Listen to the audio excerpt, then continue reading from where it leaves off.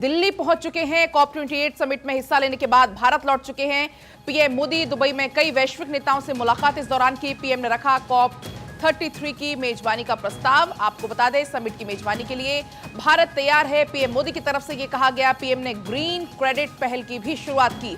One earth, one family, one future पर हमारा जोर, पीएम मोदी की तरफ से यह कहा गया। तो प्रधानमंत्री मोदी का यह दौरा, दुबई का दौरा, कई मायनों में बेहद खास रहा। इस दौरान कई द्विपक्षीय वार्ताओं में पीएम मोदी ने हिस्सा लिया। कई द्विपक्षीय वार्ताएं प्रधानमंत्री मोदी ने इस दौरान की। और इसके बाद ये तस्वीरें आप देख सकते हैं जब प्रधानमंत्री मोदी COP28 में शामिल होने के लिए दुबई गए हुए थे। और ये भारत वापसी की तस्वीरें हैं। समिट की मेजबानी के लिए भारत तैयार है, ये पीएम मोदी की तरफ से कहा गया। और ये तस्वीरें आप देख सकते हैं पीएम मोदी दुबई से जब दिल्ली पहुंचे उस दौरान की ये तस्वीरें हैं। आप देख सकते हैं COP28 समिट में हिस्सा लेने के बाद प्रधानमंत्री मोदी अब वापस लौट चुके हैं भारत। इस दौरान प्रधानमंत्री मोदी ने कई वैश्विक नेताओं से बातचीत की, मुलाकात की। साथ ही अब भारत की मेजबानी का भी यहां पर प्रस्ताव प्रधानमंत्री मोदी की तरफ से रखा गया।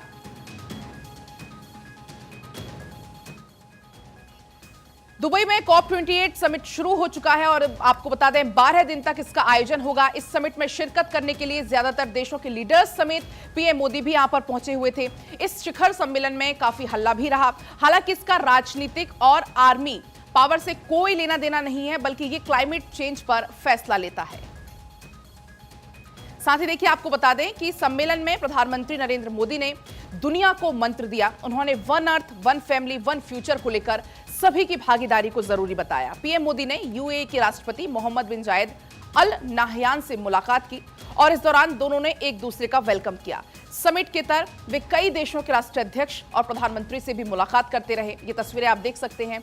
इस दौरान इटली के प्रधानमंत्री जॉर्जिया मेलोनी और पीएम मोदी गर्मजोशी के साथ उन्होंने मुलाकात की। पीएम मोदी जब दुबई पहुंचे और भारतीय समुदाय के बीच पहुंचे तो वहां पर इंडियन कम्युनिटी में खासा उत्साह भी नजर आया। वो तस्वीरें भी आप यहां पर देख सकते हैं जब पीएम मोदी दुबई पहुंचे हुए थे। जो इंडियन कम्युनिटी वहां पर मौजूद रही, गर्मजोशी के साथ पीएम मोदी का स्वागत किया गया। उधर क्लाइमेट चेंज को लेकर COP सम्मेलन को काफी अहम माना जाता है। दुबई में शिरकत कर पीएम मोदी ने मेजबानी का इसका प्रस्ताव रखा। COP33 के आयोजन की भी इस दौरान बात कही गई। साथ ही अपने 9.5 साल के कार्यकाल में पीएम मोदी तीसरी बार COP समिट में हिस्सा लेने के लिए पहुंचे।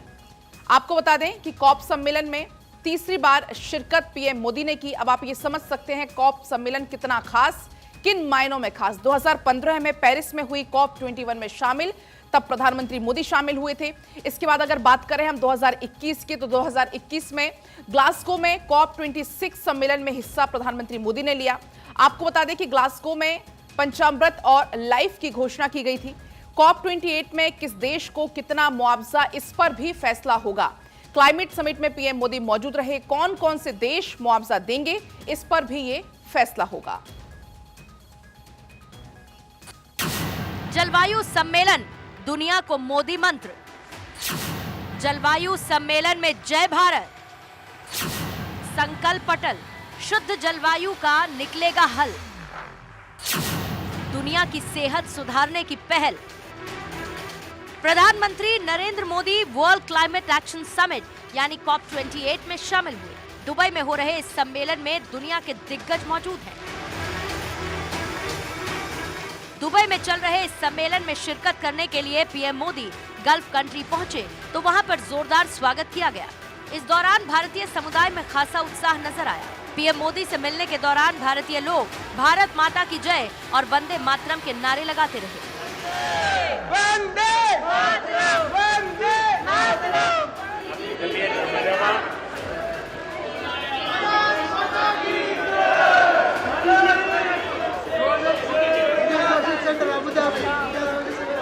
इसके बाद पीएम मोदी दुनिया की सेहत सुधारने को लेकर अपनी बात रखते नजर आए। दुनिया को मंत्र दिया।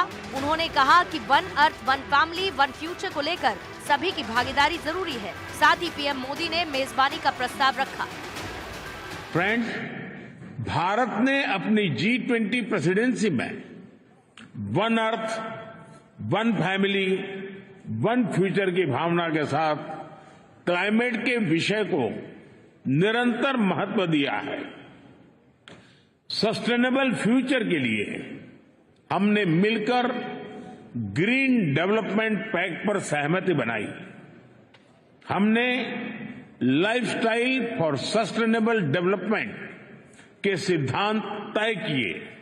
आज मैं इस मंच से 2028 में COP 33 2028 में COP 33 समिट को भारत में होस्ट करने का प्रस्ताव भी रखता हूं।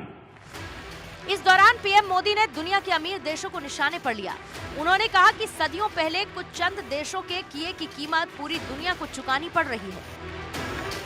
ग्लोबल कार्बन एमिशंस में हमारी हिस्सेदारी ओनली 4% से भी कम है।